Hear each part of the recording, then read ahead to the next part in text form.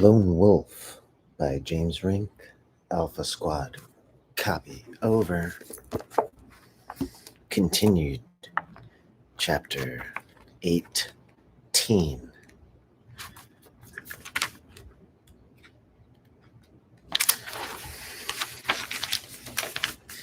Neotech.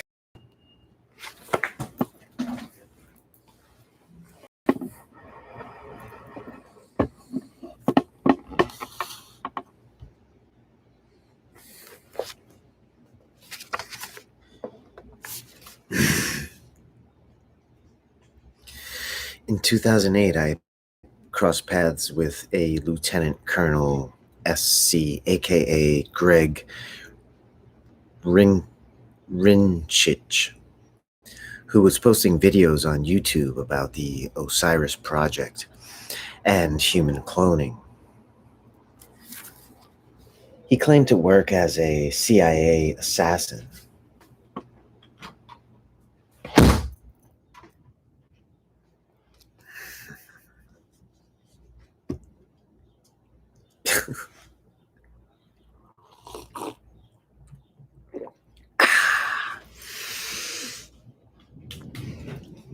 The storm's rolling through.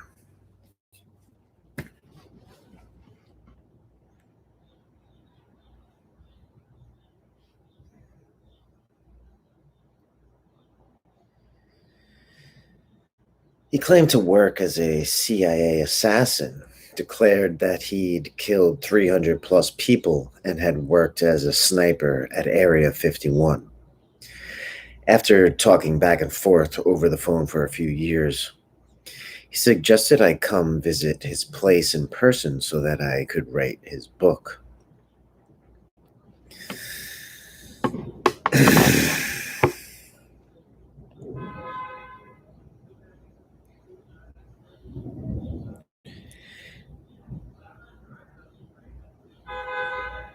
He lived only 90 minutes away from me.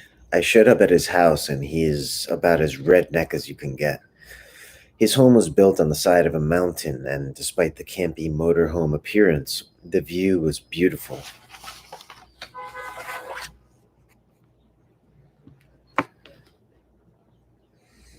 As I started to write his book with my laptop, he received a phone call from the power company threatening to turn the electricity off.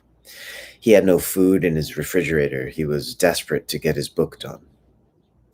It turns out the military cut off his pension because he was speaking out publicly.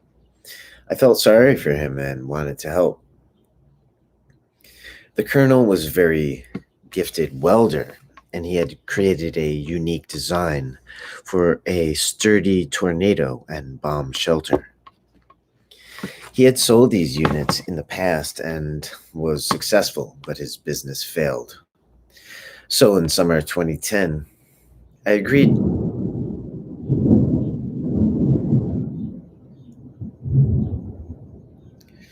to loan $7,000 needed to get the business up and running, provided I was given oversight of the financial side of the operation, which would allow me full disclosure of how the funds were spent. I let him know if he tried to cheat me, karma would be very bad for him. We put the book project aside until he was back on his feet financially. He signed over some land as collateral, and we began working together. I took care of all his overdue bills. He was on the verge of losing both his car and house. I also took care of the past due co-payments on the medication for his handicapped son who lived in a group home. With that out of the way, we got to work. He built a prototype while I worked on marketing. During this time, I would commute to his home on the weekends to check up on the business.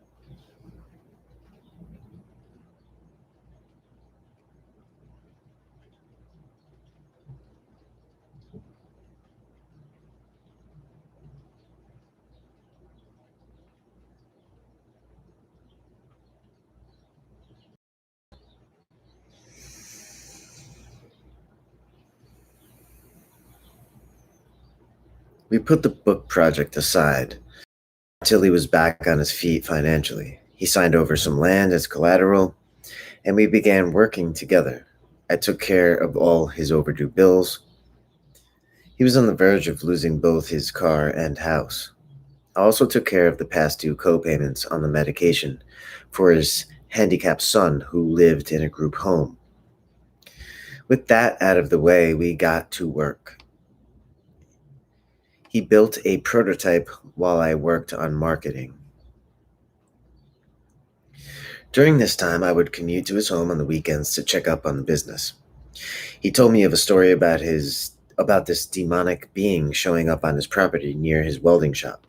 One night I was outside with his dog and I heard a loud, deep growl near the location where the entity was last seen. The dog turns around and starts violently barking in that direction. I didn't see anything, but I visualized a positive energy around myself and quickly went inside.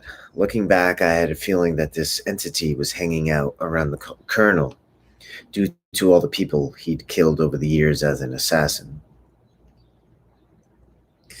I was also witness to a painkiller opioid addiction, which was a result of shrapnel still inside his body during combat that was probably causing him to go manic. His wife's health was in decline. She would walk with a limp and cane due to a muscle degeneration disorder, which were destroying her feet, and she also had cancer, which was slowly killing her body. I don't know if Greg viewed her as unattractive or perhaps he was a man of no honor, but I overheard a conversation in which he told her she deserved what was coming. He privately told me he wanted to divorce his wife and marry an 18-year-old girl he was chatting with over the internet.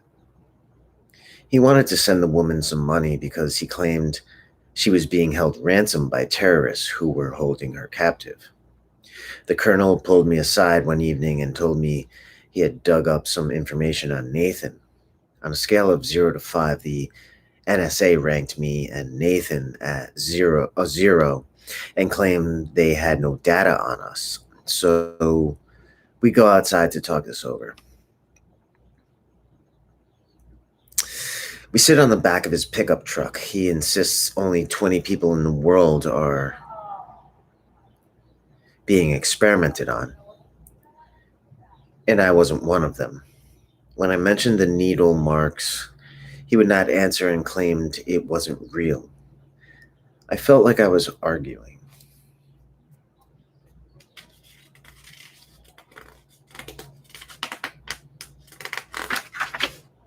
with a robot.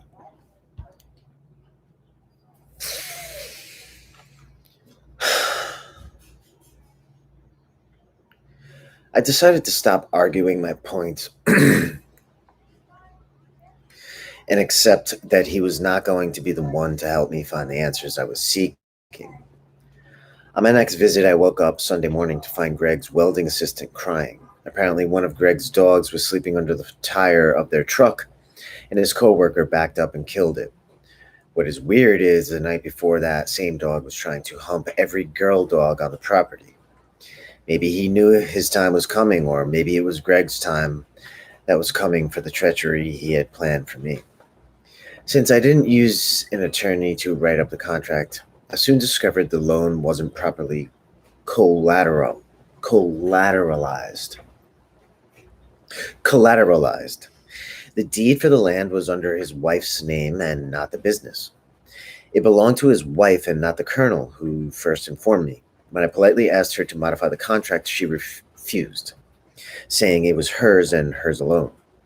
At that point, I should have just pulled out and sued them, but it would have cost money in litigation to get my money back, so I decided to keep moving forward as planned.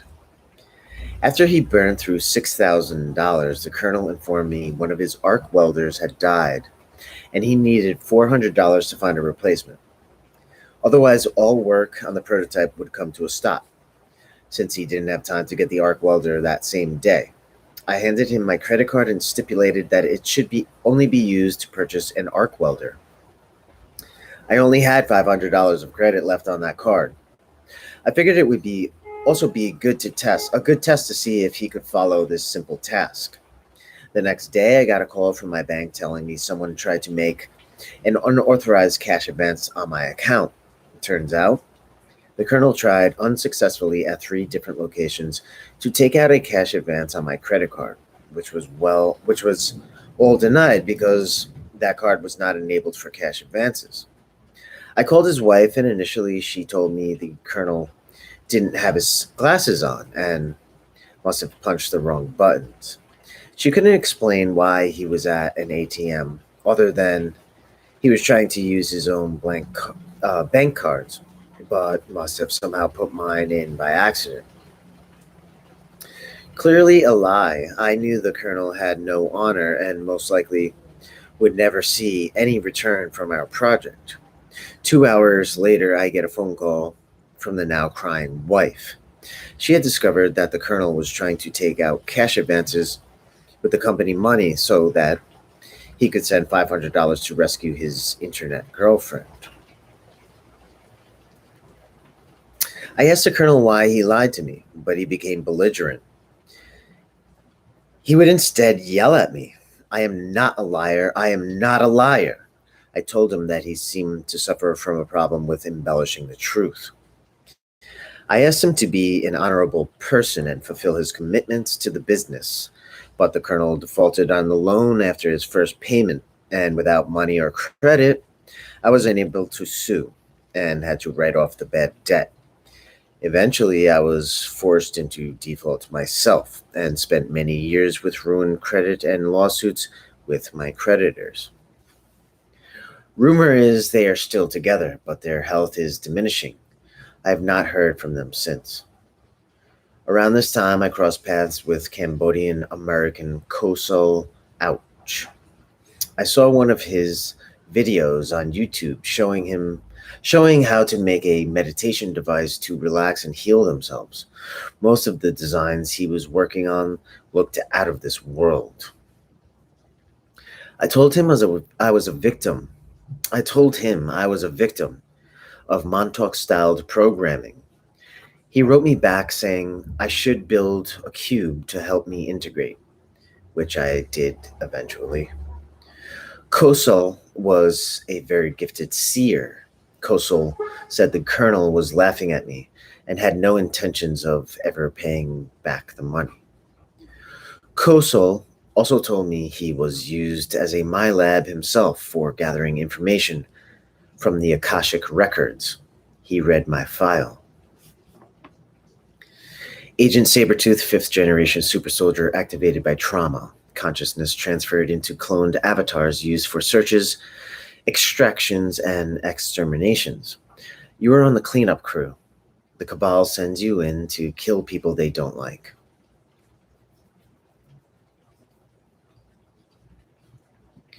When I asked him if he knew anything about Nathan Wilder, he told me his file was red hot and to never mention him again, otherwise he would get in trouble. Since I didn't take any notes, I asked him to repeat the information so I could write it down with more details, but he refused, saying it would be better to make a cube and find the memories for myself instead of being told what happened. I liked how the cube made me feel, but I was still unable to get my memories back. I continued meditating over the next few days and still didn't remember what was being done to me.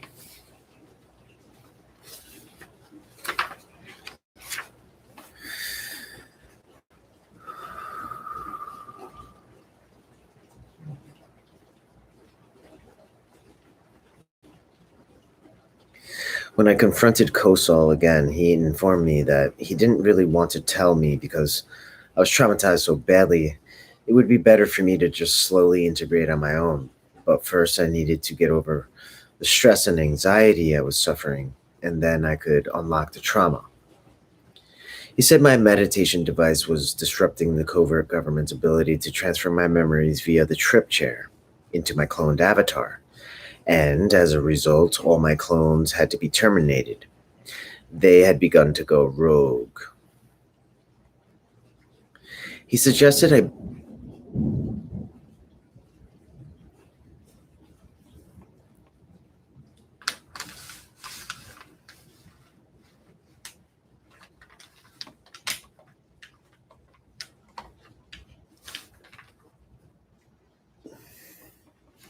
Drink coffee.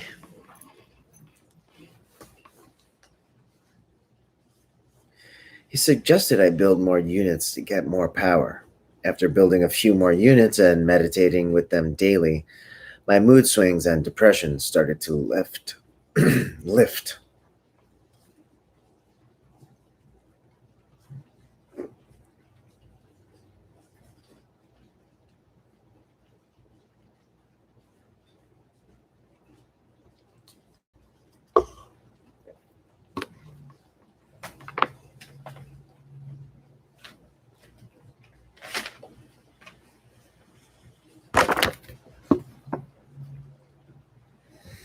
Around the end of summer 2010, I walked away from my debt payments, filed for food stamps, and suggested to Kosol we could go into business together.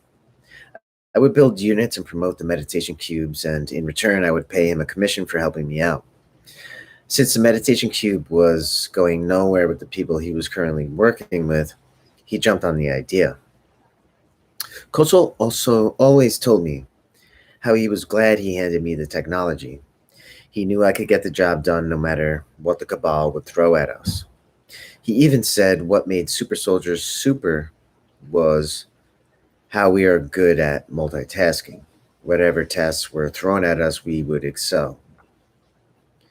With the last bit of money I had and $100 gift from my dad, I founded NeoLab Technologies. We chose the name NeoLab because that's the place where the covert government takes MyLab victims to get brainwashed. We were poking jokes at the cabal, and instead of brainwashing people, we were setting them free. A.R. Borden, head of the ACIO, asked me what was going on and suggested I change the company name as it would piss the powers that be off. So instead, we choose Neological instead, which root word means birth of reason. From that point on, all the devices were referred to as Neos. The Neo meditation device contained cones, which produce chi and inner spheres, containing crystal powders and copper laid out in harmony with sacred geometry. They work based on the principle that there is a certain vibrational frequency which flows all throughout nature, found within the Fibonacci sequence, sacred geometry, and the Schumann resonance. When you tap into this vibrational frequency, you can interface with God, helping your body relax so you can begin to integrate your consciousness. Chi energy is compressed into the center of the unit, where it opens up a Stargate portal into the fifth dimension, drawing down what you want into the third dimension. You could consider them reality generators. Some users who have remote viewed the Ark of Covenant claim it contains the same configuration as the Neo meditation device. Even with the business name change, the powers that be were still angry at me. My clones were not functioning as they used to. Hundreds of millions of dollars spent on me was going down the drain. They considered Agent Sabretooth a rogue asset and blamed Kosol for that. Additionally, the device was helping to awaken the general public and enlighten their own spirituality. Kosol knew what he was doing through. I was already an obsolete model, and the Cabal was planning to let me self-destruct around the age of 45 from suicide. But he told me it was a waste of super soldier to do that. He too had broken somewhat from his captor's wishes. He told me that MyLabs had originally recruited him to gather intel for the Air Force, but parts of his fractured mind were jealous of me. He wanted to have the same superhuman abilities I had. His animosity and programming showed up from time to time as egotism.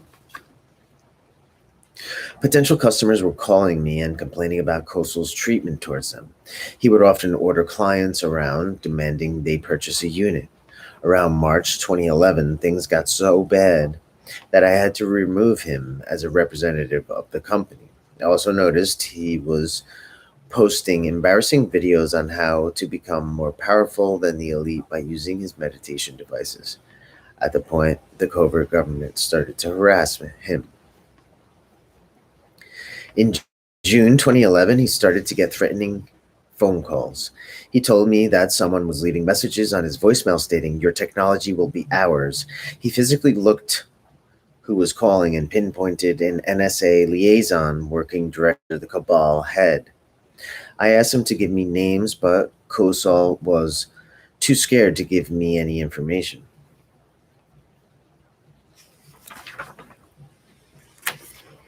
He, he told me the Cabal head wanted to negotiate with him since, in his words, he was viewed as the head of my company and not me.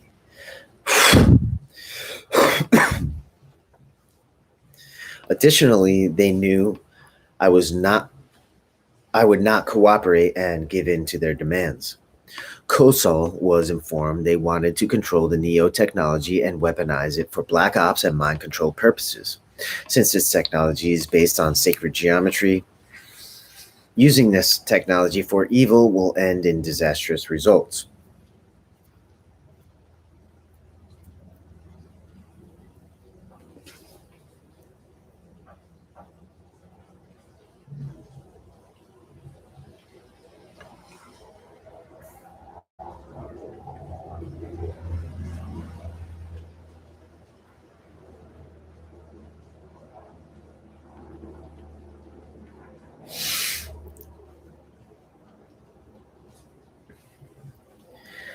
I had my contacts look into this to see if Kosal was indeed being truthful, and their sources revealed that we were indeed red hot on the radar.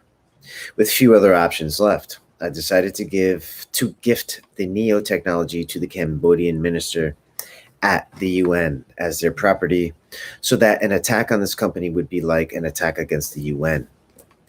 Kosal also informed me that the Cabal head wanted to fly him to an undisclosed location in Europe to discuss whether to either buy us off, make neological technologies a compartment of the shadow government, kill us, or kidnap Kosal and take him to an underground facility to work on devices for the covert government while a clone lived out his life on the surface, which is what they did around July 2011. According to the information relayed to me after the meeting with the Cabal head, he was taken to an underground facility, possibly in Venezuela. Kosal, living the civilian life, was then replaced with a clone, and right away his personality shifted.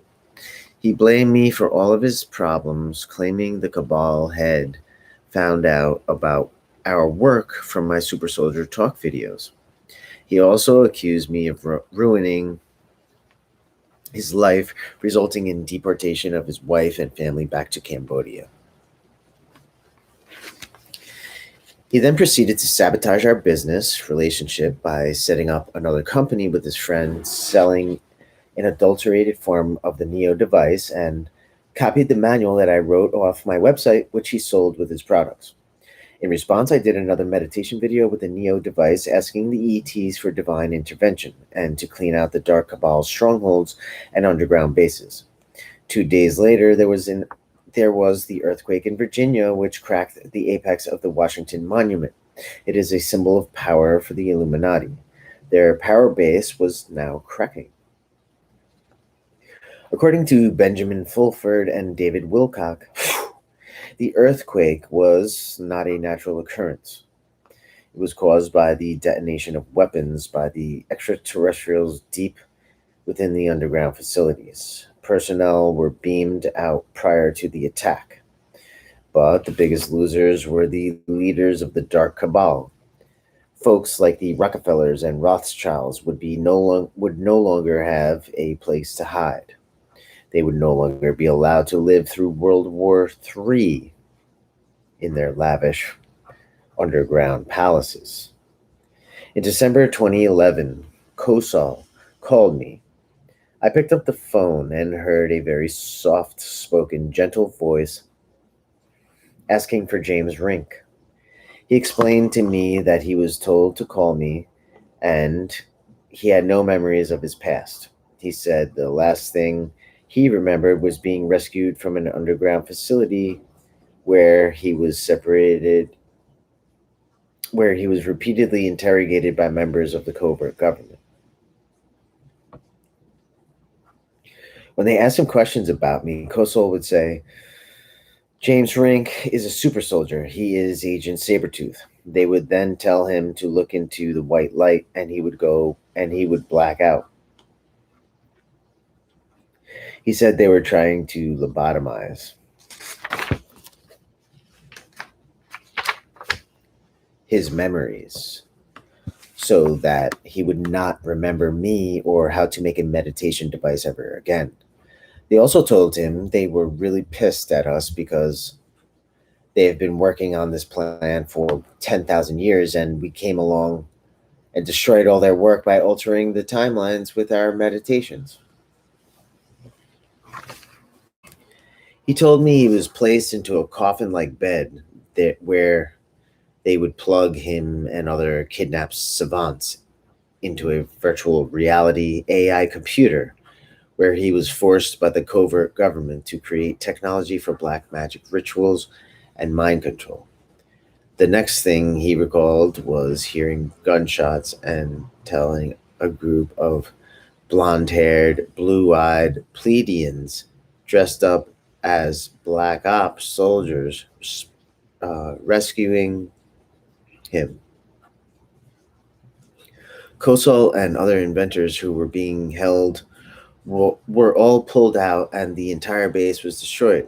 I've been told these were reptilians shapeshifted to look Pleiadian.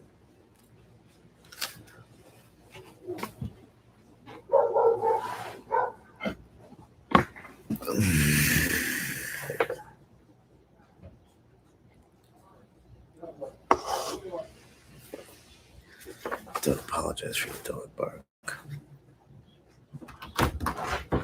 We're talking.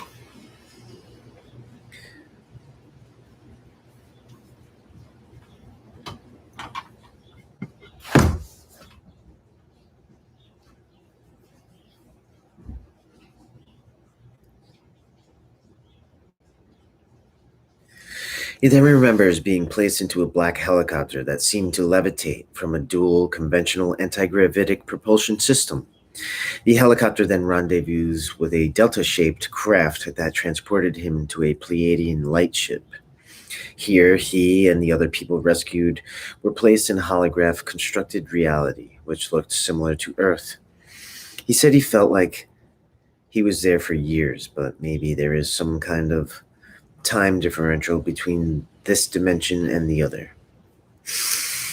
The Pleiadian extraterrestrials attempted to heal him with some kind of brain implant that contained a biological AI device which injected nanites to regenerate neurons. They told him the Cabal was trying to destroy his long-term memories, but the implant would help restore them slowly. He was then placed back in his home in Texas. Every few days, a caseworker would come around and check up on him. Eventually, they gave him a piece of paper with my phone number and told him to contact me. Kosol told me both he and I were now under 24/7 surveillance by the Pleiadians and were safe. He claimed he couldn't remember what our relationship was, how to make his devices, or who his family was. I pressed him for more information, but he didn't remember any more than that. At that point, he started getting a pounding migraine headache, and I figured it was best to give him some time to heal. A week later, he was feeling a little better and remembered a little bit more. He told me the covert government created 20 clones of him. He gave me their locations. He said Sweden, a few in the United States, Southeast Asia. Most of them were in the underground bases. He told me he was in telepathic communication with his drones. And I asked him why he tried to destroy our business relationship. He said his clone had no choice. If he hadn't, they would have killed him too. Kosol also asked me to put a warning on my website about Barame.com, which is the company his clone set up. Barame means God in Cambodian. Barame referred to their devices as Baal, which means false god. Kosol told me they were putting coal, graphite, and a ruby inside their units, which causes the user's consciousness to become possessed by the DNA inside the unit. Kosol joked, even though this clone was programmed to sabotage our business, the covert government soon lost control over Kosol's clone.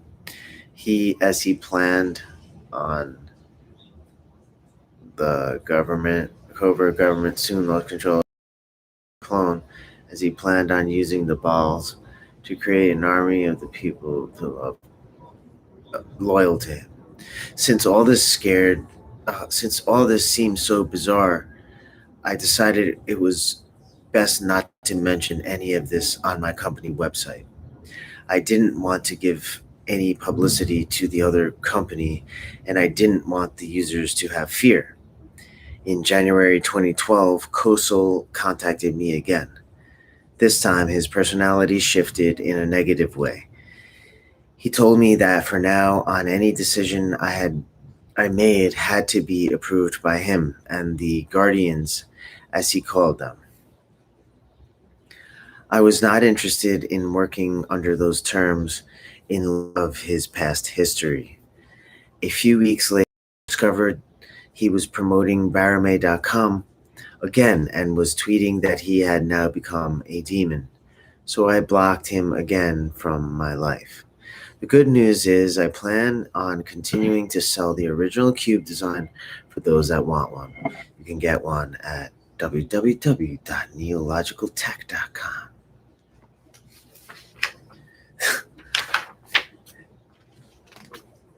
Continued. To be continued, chapter 19. Next time, Super Soldier Talk. This has been a reading of Lone Wolf, Alpha Squad Copy Over by James Rink. Read aloud by Digital Hawk. This was chapter 18.